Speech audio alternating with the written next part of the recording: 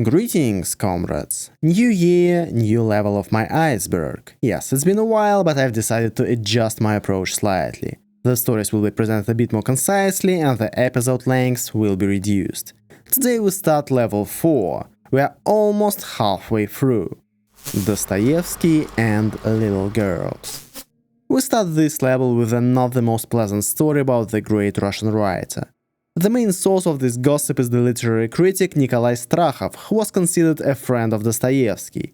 In a letter to Leo Tolstoy on November 23, 1883, he complained that it was difficult for him to write a complimentary text about Dostoevsky, because he knew all sorts of nasty things about him, particularly about some things Dostoevsky did in a banya to one little girl, who was brought to him by his governess. Tolstoy did not react in any way, but after his death the correspondence was published and caused a scandal, and for more than half a century this story was believed to be true. After all, why would a friend stigmatize a great writer in correspondence with another great writer? Only 60 years later the truth came out. It turns out that after Dostoevsky's death in 1881, Strakhov was invited to sort through his archive to prepare a collection of works. In one of the writer's notebooks, Strakhov found an insulting note about himself. He held a grudge and decided to take revenge in this way, almost successfully. By the way, there was a questionable story of seduction in the banya in Dostoevsky's records, as a deleted chapter from the novel Demons. Apparently Strakhov saw it too, and decided to use the plot, so to speak. Seoulsister's blog. In 2012, the blog of a user hiding behind the nickname Seoulsister started gaining immense popularity on the Runet, namely on the LifeJournal.com website. Blog entries were made in Russian, Korean and German. The thing is that some entries imply that the girl is the daughter of Vladimir Putin. In them she described a fairly ordinary expat life, but with some interesting details. For example, she resented having to go to the embassy to talk to her father on the phone, because he didn't respond to the special line. The last entry in this online diary, however, is dated March 4th, 2012, the very day Russia held a presidential election that turned out to be a victory for Putin, who then cried at a rally. At my wedding, he cried too. Or was it from the wind? The fact that Vladimir Putin then and even now carefully hid his daughters from the world also added fuel to the fire. In 2010, a Korean newspaper wrote that his daughter Yekaterina married the son of a Korean admiral and lived in Seoul. However, no official confirmation of who the author of this blog was has appeared anywhere since then. Discarges into the Techa River. Techa is an unremarkable river in the Chelyabinsk region, except for the fact that the Mayak chemical plant, familiar to many from the radioactive accident of 1987, was located on its banks. So there's a lot of stories about people or entire villages who for decades lived in dangerous territories near the Techa River after its contamination, because the state had no money or no desire to resettle them, or even just to inform them about the danger nearby. Radioactive waste was poured into this river long before the accident itself. Most of the contamination, up to 89%, got into the Techa River from the March 1950 to October 1951. At that time, discharges were almost uncontrolled. For example, a quote from the conclusion of the expert group of the Supreme Soviet of the USSR. Irradiation of the population in the upper reaches of the Techa River leads to the emergence of chronic radiation sickness, especially in the village of Metlina, where chronic radiation sickness in 1956 was diagnosed in 64.7% of the adult population and 63.15% of examined children. 2/3 of the population. Only in 1954-1960, long after the river was polluted, about 7.5 thousand people from 19 affected settlements were resettled from the banks of the Techa. At the same time, the main part of Muslumovo settlement, which stood on the banks of the Techa, was resettled from the river only about 10 years ago. Some even suggest that these villages were not resettled on purpose, in order to study the impact of radiation on the human body. Renewal of Icons. One of the major miracles in Orthodoxy are cases in which the images of saints on old darkened icons spontaneously become clearer. One of the earliest renewals which got into the annals dates back to 1740. They say the icon literally shone and became fragrant. In the early 20s of the 20th century, this phenomenon became widespread. The newspapers wrote about literally hundreds of cases per year. From the point of view of religion, it's a miracle. From the scientific point of view, everything is rather boring. Some cases of renewal can be explained by a simple effect of focusing the vision. A person looks at a darkened icon for a long time and discovers more and more details. Thus, it may seem that the icon is getting younger. Plyushkin Syndrome. Plyushkin Syndrome is named after the hero of Nikolai Gogol's novel Dead Souls, who loved to accumulate all sorts of junk in his house. Actually, this is what the syndrome manifests itself in pathological hoarding. People, especially old and lonely, drag literally everything they can into their houses and often cannot stop. There are cases when the whole volume of the apartment within a couple of years turned out to be literally piled from top to bottom with various junk, which sometimes buried the Plyushkins themselves under it forever. Mitasov. Oleg Mitasov was a Ukrainian artist, one could say an urban legend of Kharkov in the mid-1980s, well, or a city madman. No one knows why the upstanding citizen Mitasov turned into a street madman/artist at one point. But locals say that he used to be quite sane and even had a PhD in economics. Rumor has it that he was on his way to defend his doctoral dissertation, but forgot it on the streetcar. And it was this event that disturbed his mind. This version explains the strange abbreviation VAG, which is mentioned later in all of Mitasov's works. This is the name of the Higher Attestation Commission, the body awarding scientific degrees in the USSR. Anyway, after some event, Mitasov ended up in a psychiatric hospital, and after leaving it, he sublimated his suffering into creativity. He painted the walls of Kharkov houses and his own home with countless inscriptions, many of which had little meaning, or alternatively too much meaning. For example, cucumber, lay and be cucumber or cucumber. Or, and why you then water drink why. It looked so art-housey that neighbors and other curious citizens started coming to his apartment as if it was a museum. It was also unusual and strange. There was even a version of Mitasov the shaman, spinning around and shouting words and symbols in the pouring rain.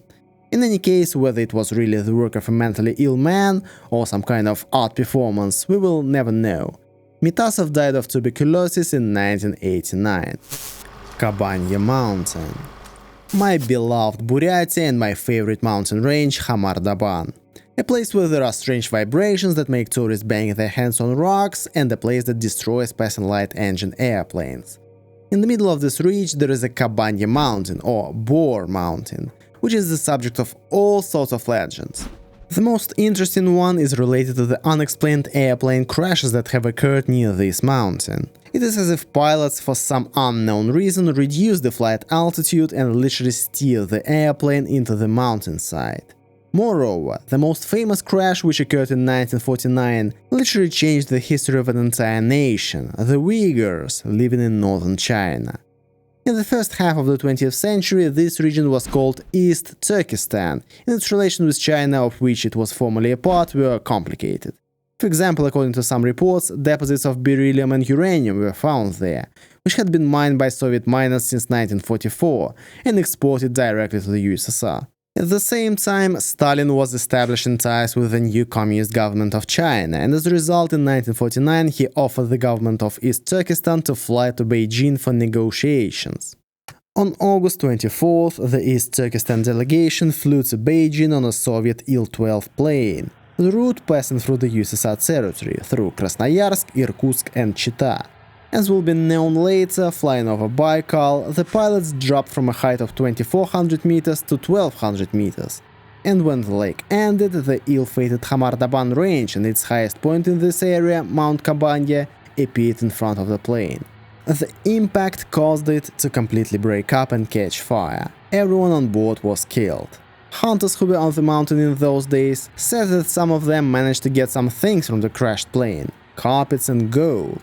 They also noted the NKVD officers who got to the plane burned all the surviving things from Il-12 and all the documents. Over the years, the remains of the airplane have been seen by only a few people. Nevertheless, researchers never tire of putting forward various versions of the crash, from sabotage by mouse agents to Buddhist curses or a special operation of the NKVD. All the activists of the Uyghur nationalists were killed very successfully.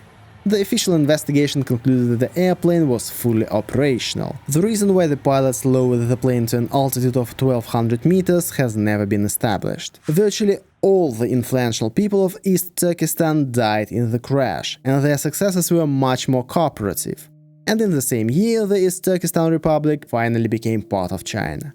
Moreover, Il-12 is not alone on the mountain. The remains of several other light-engine airplanes lie on it, and most of them ended up there in the 1940s. In 1965, there was even an almost identical crash. An-12 airplane was flying the route Tashkent, Novosibirsk, Krasnoyarsk, Irkutsk, Yuzhno-Sakhalinsk. The plane was flying at an altitude of 4,200 meters above Lake Baikal, but on the approach to Khamar-Daban, it suddenly dropped to 1,200 meters and crashed into the mountainside. All those on board were also killed. Even nowadays, airplane crashes continue to occur there. In 2015, some private jet crashed there, but people managed to survive.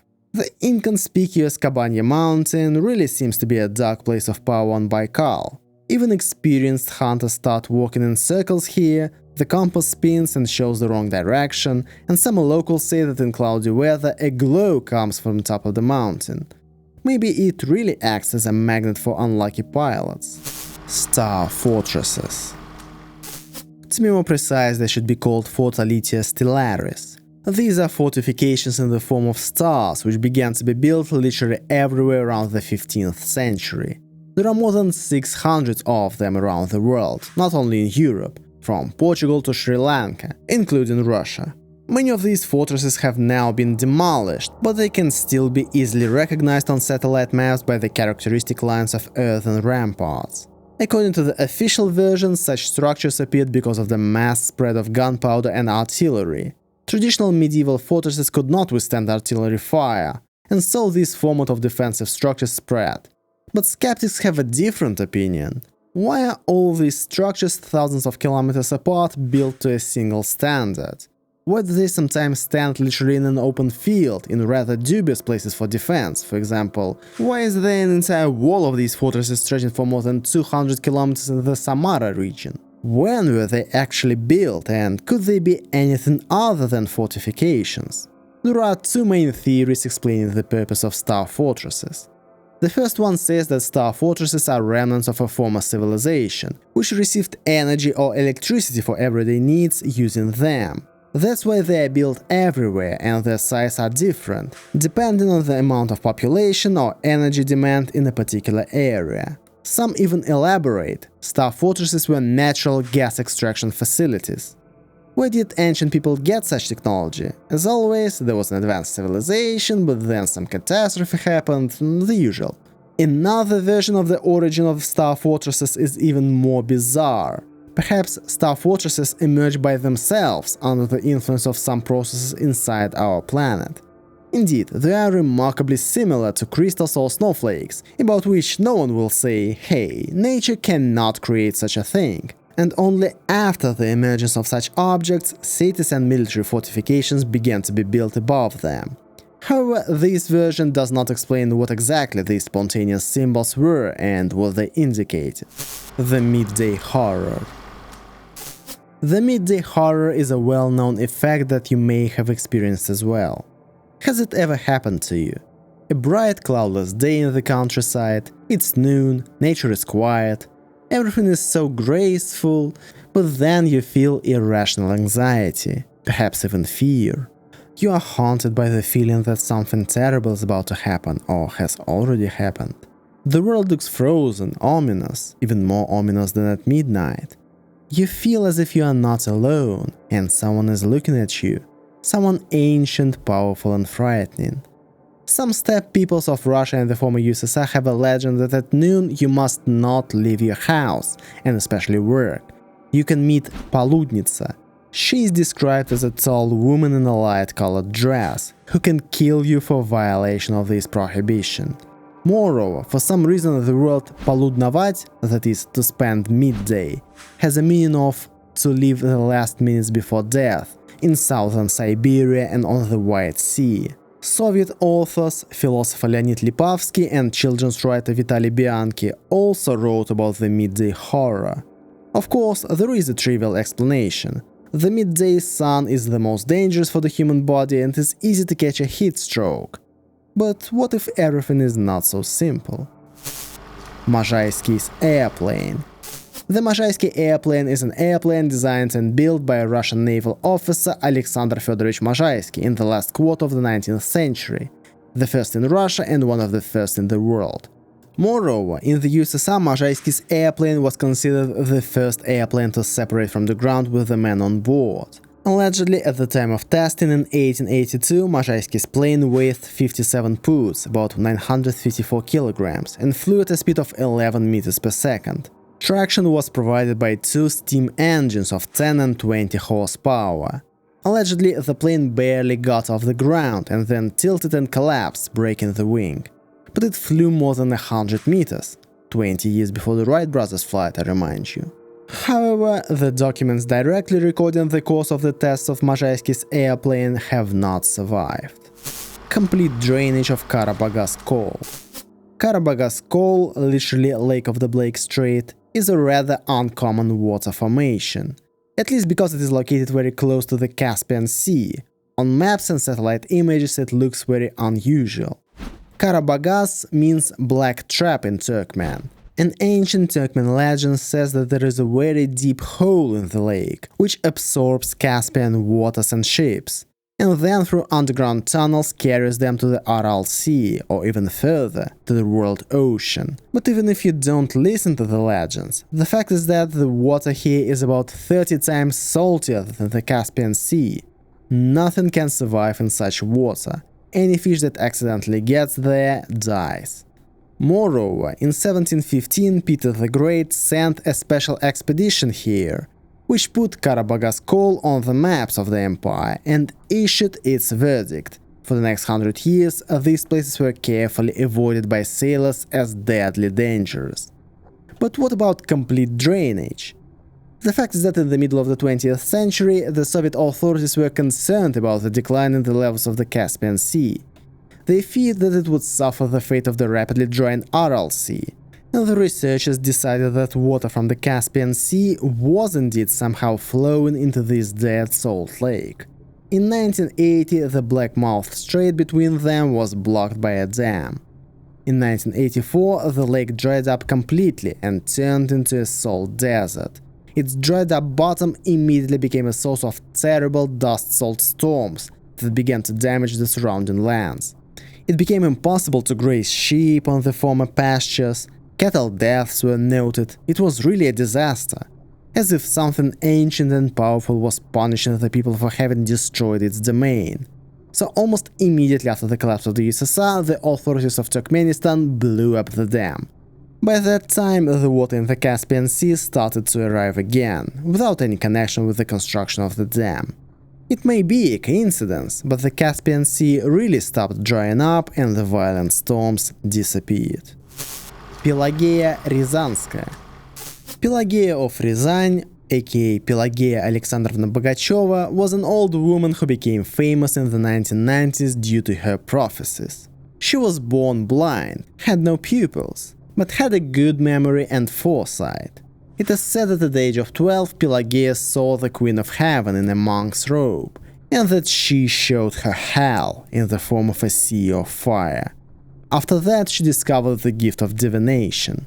According to popular legend, many believers were healed of diseases through her prayers, received advice and spiritual guidance. Well, and after her death, numerous books were published about her, which, by the way, are criticized by the official Orthodox Church. In particular, Pelageya prophesied that on the same day the Holy Patriarch Enoch and the Prophet Elijah would be resurrected in Jerusalem. The Venerable Sergius would also be resurrected in the Holy Trinity Sergius Lavra, and Seraphim of Sarov in Sarov. At the end of her life, blessed Pelageya pointed to the place from where the Antichrist would come. This place is America. And then our Lord will defeat the Antichrist and peace and love will reign on earth. Yamantau. If you've played Call of Duty Black Ops or the Metro games, you must have heard of it. Mount Yamantau is the highest point of the southern Urals, and as it often happens, the name of the mountain is not good. No, it translates from Bashkir as Evil Mountain. But it's not Bashkir legends that attract the attention of extreme tourists and bloggers to this mountain. The fact is that since the Soviet times, some super secret works have been carried out in its depths. In Soviet times there were two military garrisons on this place, Belarus 15 and Belarus 16. These garrisons were merged into the closed city of Межгорье in 1995. According to American intelligence, a huge secret underground complex was built in this very area in the late Soviet Union and in the 1990s. Back in the 19, interviews with alleged soldiers builders of this complex began to appear. According to the stories of these people, we can conclude that under the mountain there is an entire underground city, or even a small country comparable in size to Liechtenstein, which has everything necessary for a comfortable life of 300,000 people, including communications, food and water supplies, ventilation systems, etc. Again, you can ignore these stories, but it is impossible to hide works of such scale, and there are many traces of the military presence on the mountain itself. So there is probably something in this area. The purpose of this complex is unclear. According to some sources, there is the management of all strategic nuclear forces of Russia, according to others, a secret bunker for the government in the event of World War III. Some say that the entire gold reserve of the country is stored there, and it is possible that it is everything at once, or something else entirely. Voronezh is a small Stalingrad. During the entire Great Patriotic War, there were only two cities where the front line passed through the city itself – Stalingrad and Voronezh. But for some reason, the defense of Voronezh is one of the least known pages of the Great Patriotic War, although it lasted even longer than the famous Battle of Stalingrad – 220 days against 201. Stalingrad is a hero city, the defense of which turned the tide of the entire war. And the concept of the Battle of Voronezh did not exist in the Soviet books on the history of World War II at all. Both cities were practically destroyed. In both cities the Nazis failed to take the second bank of the river. Voronezh even has its own Mamayev Kurgan, the Chizhovsky bridgehead, where more than 30,000 Red Army fighters are buried in a single mass grave at the memorial. So why was Voronezh forgotten? They say the reason is simple. The Wehrmacht army that attacked Voronezh was largely made of Hungarians, and in doing so was almost completely destroyed. It is in Voronezh that the largest burial place of its soldiers in the history of this country is located. In 1942-1943, no less than 150,000 Hungarians died here. And after the war, our country established a very good, high-level partnership with the Hungarian People's Republic. To give the title of hero to the city where the entire army of our new friends was completely destroyed was apparently considered not quite proper. Zoya Kosmodemyanskaya's schizophrenia. Zoya Kosmodemyanskaya was a Soviet hero of World War II, the first woman to be awarded the title of Hero of the Soviet Union. In 1942, posthumously. Every Soviet kid knew about her feat. She was a member of a sabotage and reconnaissance group, thrown into the rear of the enemy with the task to burn down 10 villages. During the arson attack, her group was intercepted, Zoya was captured, tortured and executed by hanging. Zoya Kosmodemyanskaya became one of the symbols of heroism of the Soviet people in the Great Patriotic War. Her image was literally everywhere. Her defiance towards her captors, the fact that she took all the tortures of the Germans in silence and with special stoicism, without giving up any of her comrades, was considered a special feat. Actually, that's exactly what the conspiracy theory is about. Allegedly, in the archives of the Kashenka Psychiatric Hospital, there were records of a certain Zoya Kosmodemyanskaya, who repeatedly stayed in this hospital before the war with a diagnosis of schizophrenia. And apparently Kosmodemyanskaya's silence at the moment when she was about to be hanged was due to catatonic stupor with mutism, when a person hardly moves, looks frozen and is silent. This syndrome was mistaken for the exploits and silence of Zoya Kosmodemyanskaya. After the war, these documents were allegedly seized and doctors were forced to keep silent to make Kosmodemyanskaya a heroine. This was the shocking truth that came out in the 1990s. But there is no evidence of this, but there are other documents. Documents from Botkin Hospital, where it is clearly written that Zoya in 1940 was treated for meningitis, and no mentions of schizophrenia. Prince Vladimir was Jewish. And one more interesting historical literary theory.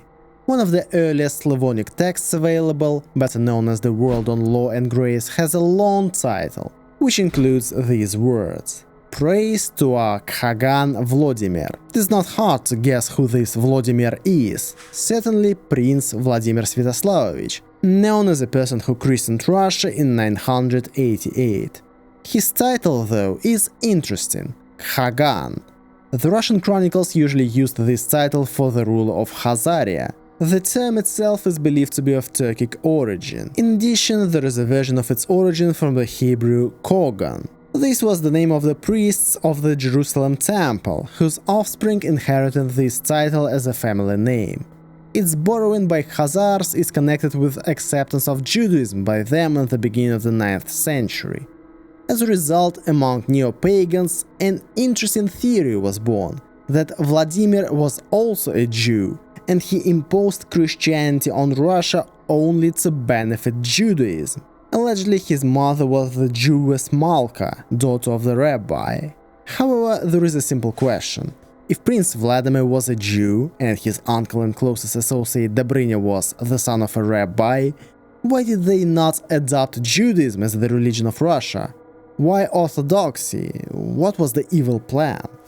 Plan to sink the US. I think many people know about the existence of Operation Dropshot. It was a plan developed in the USA to launch a nuclear strike on the territory of the USSR. The strike of more than 300 atomic bombs at once was planned to counter the alleged Soviet invasion of Western Europe, the Middle East and Japan. It was not implemented, largely because the USSR managed to build its own atomic bomb, and in 1977 it was declassified. But few people know that similar plans existed in the USSR. One of these plans envisioned the possibility of destroying an enemy with a giant tsunami. Allegedly, back in the 1950s, there was a proposal to detonate a powerful thermonuclear charge at the bottom of the world ocean, creating a giant wave 400–500 meters high, which was supposed to wash away the largest US cities. The directional wave from the Atlantic Ocean was to destroy New York, Philadelphia, Washington and Boston. The second wave was to cover the west coast of the USA, in particular San Francisco and Los Angeles. The third hit Houston, New Orleans and Tampa. The most interesting thing is that the author of the proposal to wash away the coastal cities of the USA with the help of several thermonuclear explosions with a power up to 100 megatons was the famous Soviet human rights activist and academician Andrei Sakharov, Nobel Peace Prize winner. Moreover, in his memoirs he indirectly confirmed the existence of such a project, or at least developments on its subject. One of the first people with whom I discussed the Torpedo T-15 project was Rear Admiral Pyotr Fomin. He was shocked by the cannibalistic nature of the project and said that military sailors were used to fighting an armed enemy in open combat and that the very thought of such mass murder was repugnant to him. I was ashamed and never discussed the project with anyone else. Skoptsy. The most mysterious and influential sect in Russia appeared in the 18th century and existed for about 2 centuries. Its founder is considered to be a runaway serf, Kondratij Selivanov, who left the settlement of the Whips I told you about earlier. I remind you that they were forbidden to drink, smoke and have carnal intercourse. Kondratij developed the idea of bodily torture even further and decided that the only way to save the soul was to fight against the flesh by emasculation. He proclaimed himself to be the Son of God and Redeemer who had come to the locals to save them from lust and corruption. He called the process of emasculation a baptism of fire. Surprisingly, Selivanov's ideas quickly spread throughout Tambov province, and more people wanted to join the sect. The sect flourished during the reign of Alexander I, who was interested in everything mystical and unexplored. The community had influential patrons, but this fact eventually ruined Kondratyi. In 1820, one of Alexander's favorites, Count Miloradovich, found out that two of his nephews had fallen under the influence of the sect. As a result, Kondratyi was quickly captured and sent to one of the Suzdal monasteries, where he died in 1832. Nevertheless, his teachings did not disappear with the death of the leader. The Skoptsy were rumored to be fabulously rich, and it also attracted people. The second leader of the sect was no longer a peasant, but a merchant of the first guild, Platitsyn. In 1869, he was caught bribing an official, and when he was searched, 30 million rubles, an insane amount of money, was seized from him. Then came the rumors that emasculation is the ticket to wealth, and that the Skoptsy are just swimming in money. In the second half of the 19th century, there were about 6,000 of Skoptsy, mainly in the Tambov, Kursk and Oryol provinces, and in Siberia. Moreover, in the early USSR there were high-profile trials of the members of the Skoptsy sect, mostly old men. Even in the 1990s, there were unconfirmed reports about the remnants of small communities of them in Latvia and Russia. Lomonosov's drunken debauches. Mikhail Lomonosov is the Russian Leonardo da Vinci, the first major Russian natural scientist, the most famous person associated with the Russian Age of Enlightenment. Lomonosov, of course, was a genius. A native of a godforsaken northern village, he mastered 19 languages and became the author of many discoveries. He was a master of 24 sciences, and also, according to some reports, a terrible debauchee and alcoholic. There is a lot of information that scientific discussions in the Academy of Sciences at that time often ended with drunken fights between Lomonosov and some Germans. Sometimes he broke noses and smashed jaws. For example, in 1743, when Lomonosov was not yet the main figure of Russian science, he caused a drunken brawl right within the walls of the St. Petersburg Academy, abused the professor with selective swearing, called them thieves and such words that it is shameful to write, and made signs against them with his hands in the most despicable and shameless way. For this he was even put under house arrest. In other stories is September 26, 1742, when Mikhail Lomonosov caused a scandal in the house of Johann Sturm, the guardian of the Academy of Sciences. There he accused the German of stealing his cloak, pulled out a sword and began chopping furniture. Only the arrival of a detachment of 5 soldiers helped to pacify the scientist. Moreover, even Catherine II allegedly once told him that he was, for his sins, worthy of the death penalty. However, she changed her anger for mercy, and Lomonosov died his own death, albeit rather early. Thanks for watching, and as always, huge thanks to my biggest supporters: Елизавета Zakharova, Kirill Klimuk, Zeman Berze, Jimmy Albin, Peter Illich and Marina Holiday.